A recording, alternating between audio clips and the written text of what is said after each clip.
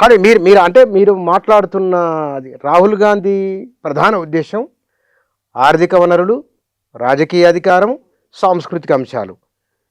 ఈ మూడిటిని RSS, BJP నడిపిస్తున్నాయి అనేది కదా. అన్ని రంగాలు భారత రాజ్యాంగపు అన్ని రంగాలలో మనువాదపు ఆలోచన కలిగినటువంటి వ్యక్తులను దూర్చి, ఎందుకంటే రాజ్యాంగాన్ని తీసేసి వాళ్ళ రాజ్యాంగాన్ని తెచ్చుకుందాం అనుకున్నారు, అది సాధ్యం కాలే. అప్పుడు ఏం చేస్తున్నారు, ఉన్న రాజ్యాంగంలోనే వాళ్ళ వ్యక్తులను ప్రవేశపెట్టి, ఫర్ ఎగ్జాంపుల్ చెప్తా బుచ్చన గారు, ఒక ఎస్ఐ ఉంటాడు పోలీస్ స్టేషన్లో, రాజ్యాంగం ప్రకారం పనిచేసేటటువంటి ఎస్ఐ ఉంటే మనిషి ఏ కులమైనా, మహిళ అయినా, పురుషుడైనా, ఏ జాతి అయినా, ఏ మతమైనా రాజ్యాంగం ప్రకారం సమానంగా న్యాయం జరిగిన వాడికి న్యాయం జరగాలని చెప్పి కేసు ఫైల్ చేసి దాన్ని కోర్టుకు పంపిస్తాడు. అదే ఆర్ఎస్ఎస్ భావజాలపు వ్యక్తి ఆడ కూర్చుంటే ఆయన ఏం చేస్తాడంటే, ఈయన కొట్టినటువంటి వాడు దళితుడై ఉండి దెబ్బలు తిన్నటువంటి వాళ్ళు అగ్రకులం ఉంటే మనువాదపు సిద్ధాంతం ప్రకారం, లేకుంటే మనుధర్మశాస్త్ర సిద్ధాంతం ప్రకారం అగ్రకులపోడి మీద దాడి చేయడం అనేది చాలా పెద్ద నేరం. అప్పుడు ఎవరి మీద కేసు చేస్తాడు, ఉల్టా వీని మీద చేస్తాడు మనతో అప్లికేషన్ తీసుకొని. అందుకనే మొన్న ఈ మధ్యన మీరు చూసిన మందకృష్ణ మాదిగ అన్న మేమంతా కలిసి 1989 ఎస్సీ ఎస్టీ అట్రాసిటీ యాక్ట్ను కోర్టు కొట్టేస్తే పెద్ద ఉద్యమం చేసిన వీడికెళ్ళి తర్వాత మళ్ళీ సేమ్ యాక్ట్ని రిస్టోర్ చేసుకోగలిగినాం. కొట్టేసినటువంటి వ్యక్తి సుప్రీంకోర్టులో ఉన్నటువంటి వ్యక్తి. దేవని కొట్టేసిండు, ఎస్సీ ఎస్టీలకు అన్యాయం జరిగితే ఇదే మన ఆంధ్రప్రదేశ్, ఉమ్మడి ఆంధ్రప్రదేశ్ నుంచి దళిత మహాసభ ఆ రోజు ఉద్యమం తీసుకొని 25,000 మందిని ఢిల్లీకి తీసుకుపోయి నెల రోజులు కొట్టాడితే చట్టం వచ్చింది. రాజీవ్ గాంధీ గారు ఆ రోజు ప్రధానమంత్రిగా ఉన్నాడు, ఆ కాలంలో చట్టాన్ని తీసుకొచ్చుకున్నటువంటి పరిస్థితి. ఆ చట్టాన్ని నిర్వీర్యం చేస్తూ కోర్టు ద్వారా కొట్టేసినటువంటి వ్యక్తి ఆర్ఎస్ఎస్ ఐడియాలజీతో పునాదిలో ఉన్నటువంటి వ్యక్తి. తర్వాత మళ్ళీ రిస్టోర్ చేయడం కోసం దేశవ్యాప్తంగా తిరుగుబాటు వస్తే మళ్ళీ రిస్టోర్గా వచ్చినటువంటి పరిస్థితి. అందుకనే ఇవాళ రిజర్వేషన్లు వద్దనేటోడు ఎవడో ఒకసారి చూపించు నాకు. అగ్రకుల భావజాలపు ఉన్నటువంటి వ్యక్తులు రిజర్వేషన్లు వద్దంటారు. వాళ్ళకు కూడా వచ్చింది, అది కూడా వద్దు వాళ్ళకు. నీకు బార్బరికుని కథ చదువు ఒకసారి. బార్బరికుని సంపరికి మారీచుడు చేసినటువంటి ఎత్తుగడేందో ఒకసారి చూడు. అంటే ఈ దేశపు మనువాదుల ఎత్తుగళ్ళు ఎట్లుంటాయో ఒకసారి అర్థమవుతుంది చదువుతా నీకు. అందుకనే చరిత్ర నుంచే వాస్తవాలను బయటికి తీసుకురావాలి మనం. కానీ మిథాలజీని చరిత్రగా మార్చి ఇక్కడ నమ్మేటటువంటి పరిస్థితిని క్రియేట్ చేస్తున్నారు వాళ్ళు, లేని దాన్ని ఊహించుకునేటట్టు చేయడం అనేది. అందుకని నేను చెప్పదలుచుకున్నది ఏంటంటే, ఈ దేశంలో వాస్తవాల పునాది మీద, రాజ్యాంగ పునాది మీద అన్ని వర్గాలకు సమాన అవకాశాలు దక్కేటటువంటి, ప్రజల మధ్యన వైరుధ్యాలు లేకుండా సుఖంగా సంతోషంగా జీవించే పరిస్థితులను ఉత్పన్నం చేయాలి. అది రాజ్యాంగ లక్ష్యం. ఆ లక్ష్యాన్ని వదిలిపెట్టి కొన్ని వర్గాలను అణచేయడం, నిరుద్యోగుల సమస్యను పెంచడం, సంపదనంతా తీసుకుపోయి పెట్టుబడిదారులకు అప్పచెప్పడం, అది కూడా ఒక్క వర్గపు పెట్టుబడిదారులకే అప్పచెప్పడం, ఆ సంపదను మొత్తం ప్రజలు కడుతున్నటువంటి ఇవాళ 45 లక్షల ట్యాక్స్ రూపంలో వస్తున్నటువంటి కేంద్ర ప్రభుత్వ రెవెన్యూను కొన్ని వర్గాలకే ఖర్చు పెట్టడం, కొన్ని వర్గాలనే ముందుకు నెట్టడం అనేటటువంటి మనువాదాన్ని ఇంప్లిమెంట్ చేయడమే ఆచరణలో. అదే చెప్తున్నాను నేను, ఆచరణలో రాజ్యాంగ పునాదుల్లో కూర్చొని అక్కడ రాజ్యాంగ విలువల్ని ఇంప్లిమెంట్ చేయకుండా మనువాద విలువల్ని ఇంప్లిమెంట్ చేసేటటువంటి బ్యూరోక్రసీ వచ్చేసింది, జ్యుడిషియరీ వచ్చేసింది, అదేవిధంగా రాజకీయ వ్యవస్థ వచ్చేసింది.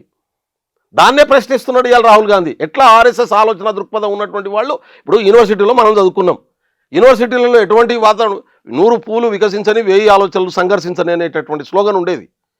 ఇలా ఆలోచనలు సంఘర్షించే పరిస్థితి ఉందా? ప్రైవేటు వాళ్ళ గుండాలను పెట్టుకుంటున్నారు.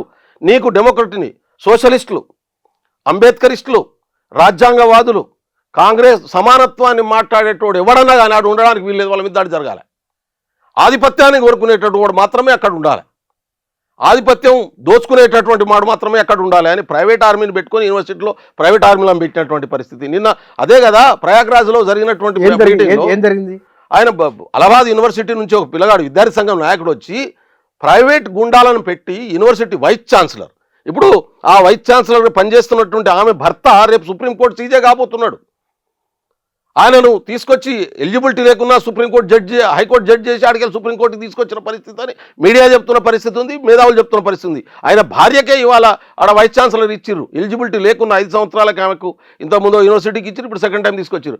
ఆమె ఏం చేస్తుంది, ప్రైవేట్ గుండాలను తెచ్చిపెట్టుకున్నది అంత మొత్తం యూనివర్సిటీలో.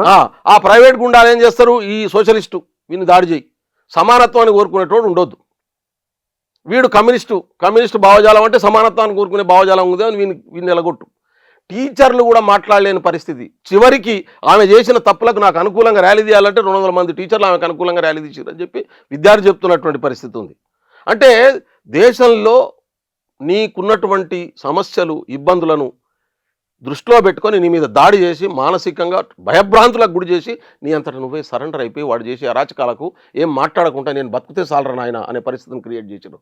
ఇగో దీన్ని ఈ నిశ్శబ్ద విప్లవాన్ని బ్రేక్ చేసిండ్రు జెన్జీ. ఇవాళ అందుకనే వాళ్ళ మీద అంత పెద్ద ఎత్తున దాడులు చేస్తున్నా. నిజంగా ఏ రాజకీయ పార్టీ ఆ ఉద్యమాన్ని మొదలుపెట్టినా నిలబడకపో అంటున్నా కదా నేను.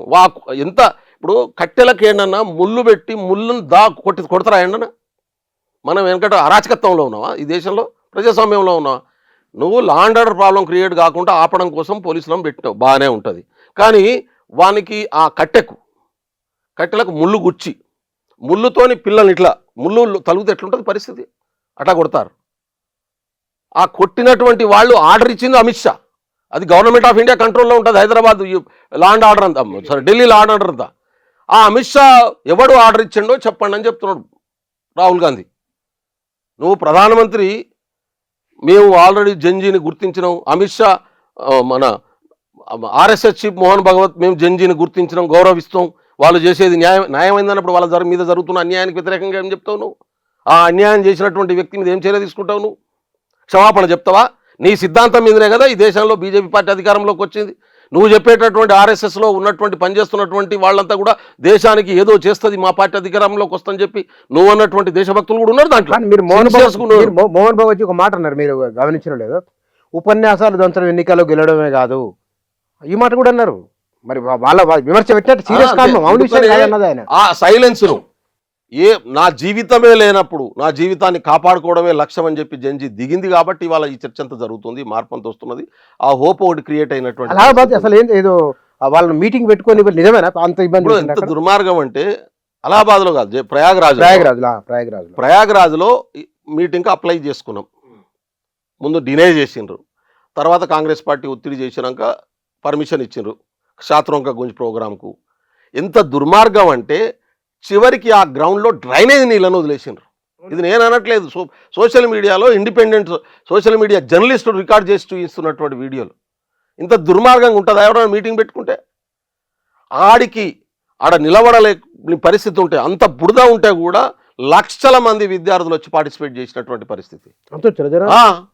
భయంకరంగా లోపటెంత ఆ గ్రౌండ్ నిండిపోయి లోపటెంత ఉన్నారో అంతకంటే 10 రెట్లు బయట ఉన్నారు, రోడ్ల మీద బ్లాక్ అయి ఉన్నటువంటి పరిస్థితి. విద్యార్థులు వాలంటరీగా వచ్చిండ్రు, ఎవరికి వాళ్ళు. ఒక రోజు ముందే సాయంత్రం 7 గంటలకు మీటింగ్ ఉంటే అది కాంగ్రెస్ మీటింగ్ కాదు, విద్యార్థుల మీటింగే. కాంగ్రెస్ పార్టీ సభ కాదు, విద్యార్థుల సమస్యల మీద మాట్లాడడానికి పోయిండు లీడర్ ఆఫ్ అపోజిషన్. మేము ఫెసిలిటేటర్స్గా మాత్రమే ఉన్నాం, కానీ వాళ్ళ సమస్యల మీద వాళ్ళు మాట్లాడుకునేటటువంటి ఒక వాతావరణాన్ని క్రియేట్ చేయడమే మా పార్టీ లక్ష్యం. మా పార్టీ మీటింగ్ పెట్టలే, మా కార్యకర్తల మీటింగ్ పెట్టలే, మా కార్యకర్తలు రమ్మని కోరలే, ఎవరిని అసలు ఇన్వైట్ కూడా చేయలే. వాలంటరీగా ఇండిపెండెంట్గా అంతా నేషనల్ సోషల్ మీడియా చెప్తున్నటువంటి దాని ప్రకారం అయితే ఎప్పుడో అమితాబ్ బచ్చన్ మొదటిసారిగా పార్లమెంట్కి అక్కడ పోటీ చేసిండట. పోటీ చేసినప్పుడు అసలు మహిళలు విద్యార్థులు పెద్ద ఎత్తున వచ్చినట, దాన్ని బ్రేక్ చేసిండు రాహుల్ గాంధీ అంటున్నారు. సినిమా స్టార్ కదా, ఫస్ట్ టైం అప్పుడు పెద్ద స్టార్ అయినా ఆయన ఎంపీగా నిలబడ్డాడు. అప్పుడు పెట్టిరట, అక్కడ పెడితే అసలు అప్పుడు వచ్చిరట జనం అంతకంటే ఎక్కువ వచ్చిర్రు అంటున్నారు. అందులో ప్రధానంగా అమ్మాయిలు ఎక్కువ పార్టిసిపేట్ చేస్తా ఉన్నారు. యూత్ మొత్తం యూత్ అమ్మాయిలు మోర్ దెన్ 50% పార్టిసిపేషన్ వాళ్ళదే ఉంది. వాళ్ళు కొట్టాడుతూ ఉన్నటువంటి పరిస్థితి ఉంది. అందుకనే ఇప్పటికైనా నిజంగా బీజేపీకి చిత్తశుద్ధి ఉంటే, భారత రాజ్యాంగం పట్ల గౌరవం ఉంటే, ఆర్ఎస్ఎస్కు చిత్తశుద్ధి ఉంటే, రాజ్యాంగం పట్ల గౌరవం ఉంటే దాన్ని ముందు పాటించండి. నోటితో చెప్పొద్దు, అబద్ధాలు చెప్పొద్దు, మోసాలు చేయొద్దు. ఎందుకంటే మీ డిఎన్ఏలోనే మోసం అనే ఎజెండా ఉంది, అబద్ధం అనే ఎజెండా ఉంది, ఎట్టనన్నా చేసి మభ్యపెట్టడం అనే ఎజెండా ఉంది. డైల్యూట్ చేసి అధికారంలోకి రావడం, సంపదను దోచుకోవడం అనేది చాలా క్లియర్.